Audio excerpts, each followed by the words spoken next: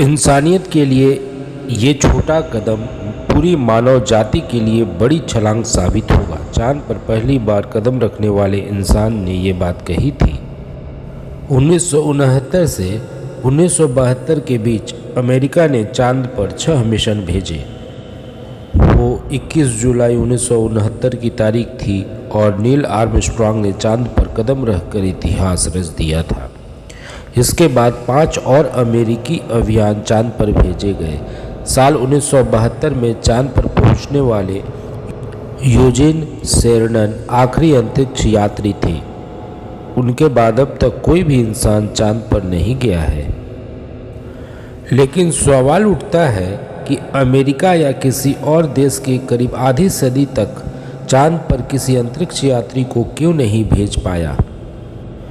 दरअसल चांद पर किसी इंसान को भेजना एक महंगा सौदा है। लॉस एंजलिस के कैलिफोर्निया यूनिवर्सिटी में खगोल विज्ञान के प्रोफेसर माइकल रिच कहते हैं, चांद पर इंसानी मिशन भेजने में काफ़ी खर्च आया था, जबकि इसका वैज्ञानिक फ़ायदा काफ़ी कम हुआ। विशेषज्ञों के मुताबिक इस मिशन में वैज्ञानिक दिलचस्पी से ज़्यादा राजनीतिक कारण थे।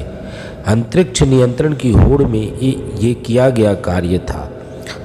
वर्ष 2004 में अमेरिका के तत्कालीन राष्ट्रपति जॉर्ज बुश ने ट्रंप की तरह ही इंसानी मिशन भेजने का प्रस्ताव पेश किया था।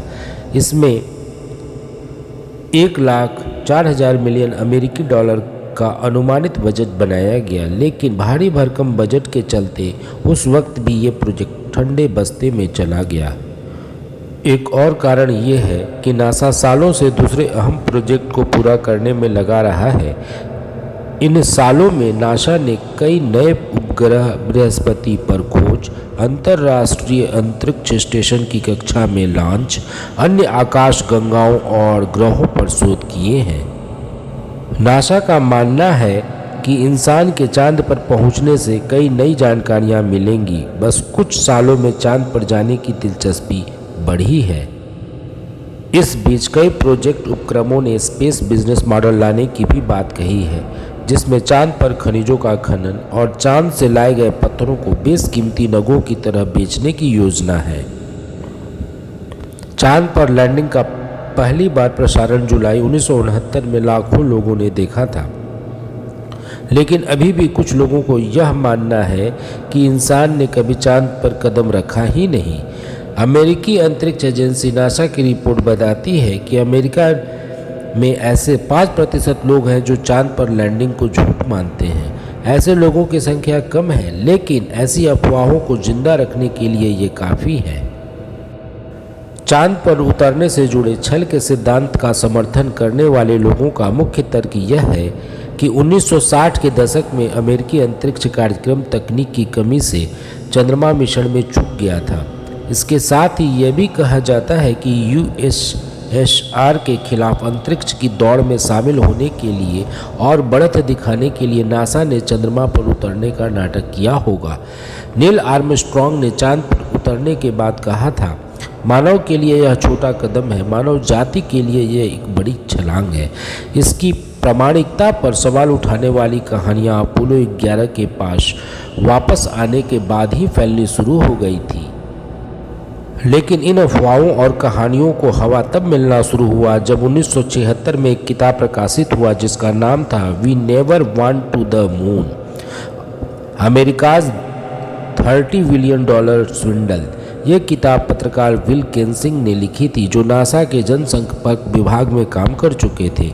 इस किताब में कई ऐसी बातें और तर्कों का उल्लेख किया गया था जिनका बाद में चांद पर इंसान के उतरने के दावे को झूठ बताने वाले लोगों ने भी समर्थन किया। किताब में उस तस्वीर को शामिल किया गया है जिसमें चांद की सतह पर अमेरिकी झंडा लहराते हुए दिख रहा है।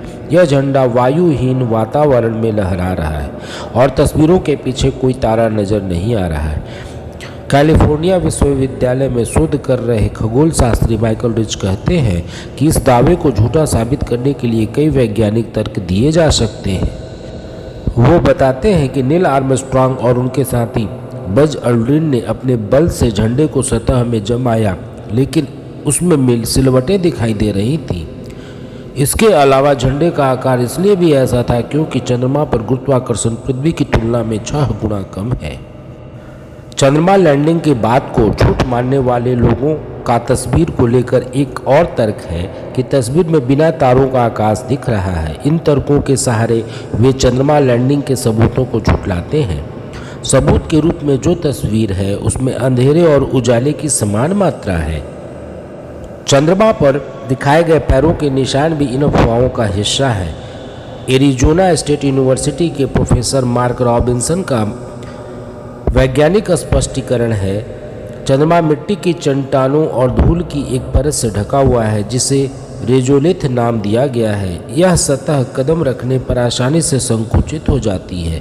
पृथ्वी सूरज का चक्कर लगाती है और साथ ही अपने अक्ष पर भी घूमती है, जिस वजह से रात और दिन का चक्र चलते रहता है। दिन में हमें सूरज की रोशनी आती है और रात में चांद से रोशनी आती है। चांद भी पृथ्वी का चक्कर लगाता है, लेकिन यह पृथ्वी की तरह अपनी अक्ष पर नहीं घूमता, जिस वजह से उसकी सिर्फ एक सतह हमें हजारों सालों से दिखता आया है। एक बात और भी है, अगर चंद्रमा पर कदम रखने की बात झूठी है तो सोवियत संघ ने चांद पर आदमी भेजने का गुप्त अभियान क्यों चलाया था? दूसरी बात, इस झूठे मिशन का विरोध क्यों नहीं किया, जबकि उनके पास ऐसा करने की सोच और हिम्मत दोनों थी, लेकिन उन्होंने इसके खिलाफ एक शब्द भी नहीं कहा। इससे समझा जा सकता है कि वाकई में नील आर्मस्ट्रांग चांद पर कदम रखने वाले पहले व्यक्ति थे।